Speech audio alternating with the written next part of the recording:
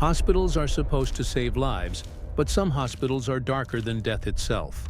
Behind these walls, whispers cling to the corridors like shadows.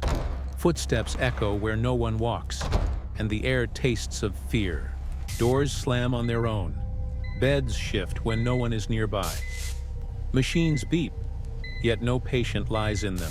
Stories speak of people who entered these halls and were never seen again. Tonight we step inside 3 haunted hospitals, each more terrifying than the last. Ward 7 of Cedarwood General Hospital is cursed. Anyone who enters after midnight may never leave alive. Whispers crawl along the walls, and shadows move where no one stands. The story begins in this infamous ward, abandoned after a fire claimed several patients decades ago.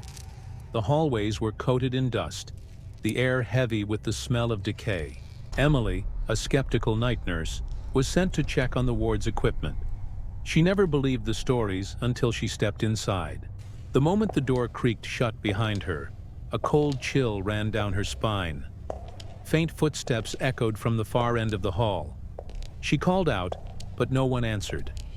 Only the whispering of names, soft, urgent, filled the air. She walked past the first bed. The sheet twitched as if something invisible had settled on it. Heart racing, she tried to turn back, but the hallway seemed to stretch farther than it should. Shadows moved just beyond her vision, too tall, too dark to be human. Then she saw it, a figure at the end of the corridor, standing perfectly still.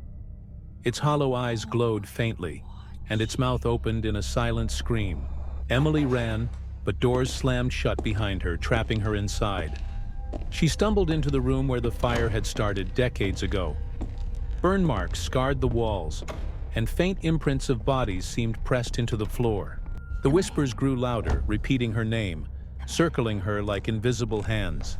Desperate, she reached for the exit, but a shadow emerged in front of her, a patient who had died in that ward, still trapped in the fire. It raised a hand toward her and vanished just as she screamed. When she finally escaped, the ward was silent. But later, at home, Emily felt a cold hand brush her shoulder in the dark and whispered, "You should never have come." From that night on, she never stepped foot in Ward 7 of Cedarwood General Hospital again. Daniel had suffered a mild concussion after a fall at home. Initially, he insisted he was fine, but the ER doctors noticed dizziness and confusion and admitted him to the ICU for observation. Even during the first night, Daniel felt a cold, unsettling presence watching him. Twice he reported strange incidents to the night nurse. Cold hands brushing his arm, and faint whispers calling his name. Both times, staff dismissed him. "It's just your imagination," they said. But Daniel's fear grew with each passing hour. That night, Nurse Clara was finishing her rounds when Daniel's bedside monitor started flickering, showing flat lines for a bed that should have been occupied. His IV line had been yanked from the pole, and his arm bore scratches, as if something invisible had grabbed him. Footsteps echoed behind her, slow, deliberate. The corridor stretched unnaturally. Shadows shifted and stretched along the walls. Whispers swirled around her. "Daniel! Daniel!" At the far end, she saw him motionless, facing the wall. The shadows coalesced into dark, human-like forms, reaching toward him. Daniel cried out as an invisible force slammed him against the wall, leaving bruises and tearing the IV loose. Daniel tried to scream again, but only a silent echo reverberated in Clara's mind. Then, in a heartbeat, he vanished, leaving behind only the flickering monitor, the cold air, and the whispering voices. Clara ran, but every exit led to another endless hallway.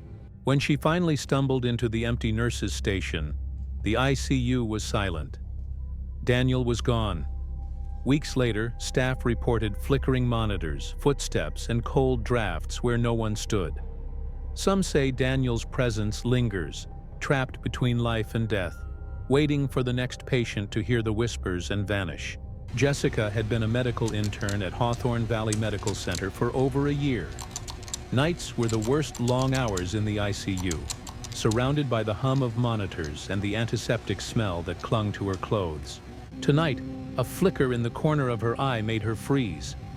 A shadow moved just for a moment, and then she heard it. A soft whisper, barely audible. "Jessica, stay." Her first patient, recovering from a minor head injury, flinched violently. I felt someone brush my arm," he whispered. Twice he had mentioned shadows moving where no one should be. By midnight, the ICU felt alive in the wrong way. Monitors flickered in sync with her pulse. Alarms blared without cause. Every corridor she passed seemed to stretch farther than it should. She returned to check the patient's IV when the line jerked violently, leaving a welt across his arm. Shadows stretched unnaturally along the walls, inching closer. Invisible hands slammed Jessica into the wall. Pain seared her shoulder.